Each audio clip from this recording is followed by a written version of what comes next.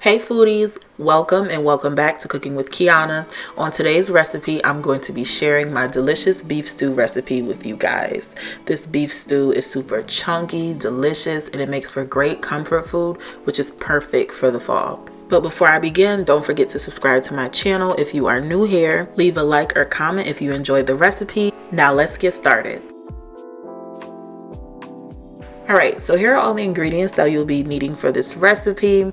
I'll also have the full recipe and exact measurements listed in the description box below so you can check that out. But right here I have about 4 ounces of baby bell mushrooms chopped finely, as well as 3 stalks of celery, 3 large carrots, of course I'm going to chop those finely as well, 2 sprigs of rosemary, 1 sprig of sage, 2 sprigs of thyme, 2 bay leaves, and 5 basil leaves, 2 tablespoons of tomato paste, 1 to 2 tablespoons of beef bouillon, 4 cups of beef broth, 1 large onion chopped finely, 1/3 cup of Worcestershire sauce, 1 cup of cooking wine. I'm using red cooking wine for this recipe, 1 bunch of scallion chopped finely, and 5 large red potatoes. I just went ahead and cut those into big chunks, and I have the skin left on those. You can take those off if you would like, and I have it soaked in cold water. That way they do not turn brown.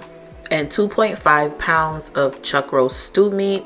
Now you can get this from the store already chopped up, or you can go ahead and chop this up yourself. And to season the meat, I'm going to be using 2 teaspoons of garlic powder, 2 teaspoons of onion powder, 1 tablespoon of complete seasoning, 2 teaspoons of Herbs de Provence, 2 teaspoons of garlic and herb seasoning, 2 teaspoons of Lawrys seasoning, 1 teaspoon of black pepper.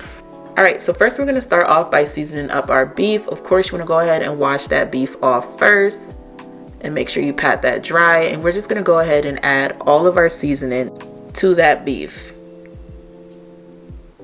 Alright, so now you're just going to go in with clean hands and you're going to make sure you massage all of those seasonings into your meat so it can be well penetrated. Alright, after you're done rubbing that in, it is time to sear our meat. So you're going to crank that heat up to a medium to high heat, more on the high side, and we're going to go ahead and add in our beef.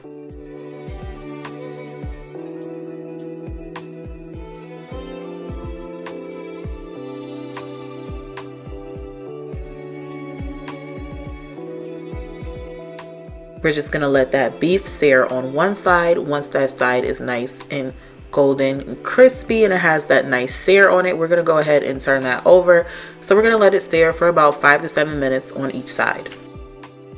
It's very important to sear your meat first when you're making a stew. That way there can just be more flavor, because a lot of that fat is going to render off and it's going to taste so good in your beef stew. So once you got a good sear on both sides, we are going to go ahead and take out all of our beef and we're going to turn that heat down to a medium low. To that, we are going to add in our onions as well as all of our vegetables.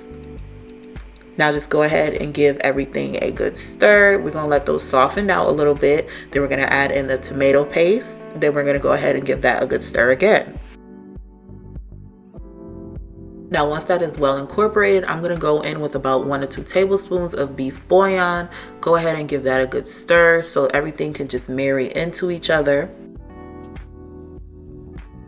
And now I'm going to go in with my 1/3 cup of Worcestershire sauce. And then I'm going to add in about 2 tablespoons of flour. And we're just going to go ahead and give that a good stir for about a minute. We want that flour to cook out a little bit. And then I'm going to add about 1 cup of red cooking wine. If you guys don't want to add wine, just add a little bit more beef broth. But honestly, you should definitely add the wine. It just makes it so much more rich in flavor. Alright, so now that we got that out the way, it is time for the easy part. So now we're just going to take our beef and we're going to transfer that into our crock pot with all of our vegetables as well. Then we're going to add in those potatoes. Then we're going to add in all of those fresh herbs. I like to leave my rosemary and thyme on a stem whole, but if you would like to, you can chop that up. Now I'm just going to go in with about 4 cups of beef broth.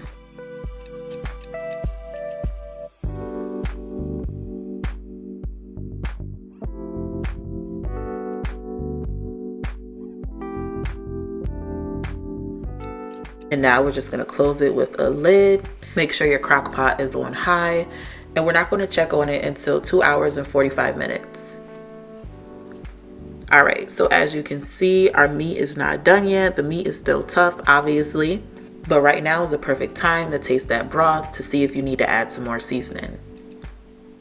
So right now I decided to add in my spring onions. I wanted to add that in not so soon because I didn't want it to overcook. I also added in about 2 teaspoons of accent, 2 teaspoons of crushed red pepper, a little bit of salt to taste, and about 1 teaspoon of sugar. Then I just went ahead and closed that up, and we let that cook for the remaining time, which altogether was about 5 hours and 30 minutes. You know your stew is done when that meat just falls right apart with a fork with no effort. All right, you want that meat to be nice and soft and tender and just melt in your mouth. I hope you guys enjoyed this amazing beef stew recipe. It is so hearty and delicious. You got those big chunky pieces of beef that's been braising in our stew for at least 5 hours. So it's just picked up all those amazing flavors. So soft and fork tender, just falls right apart. With potatoes, mushrooms, and carrots, this is such a warming dish. I will have the full recipe linked in the description box below so you guys can make this at home. Thanks for watching, and I will see you guys in the next video.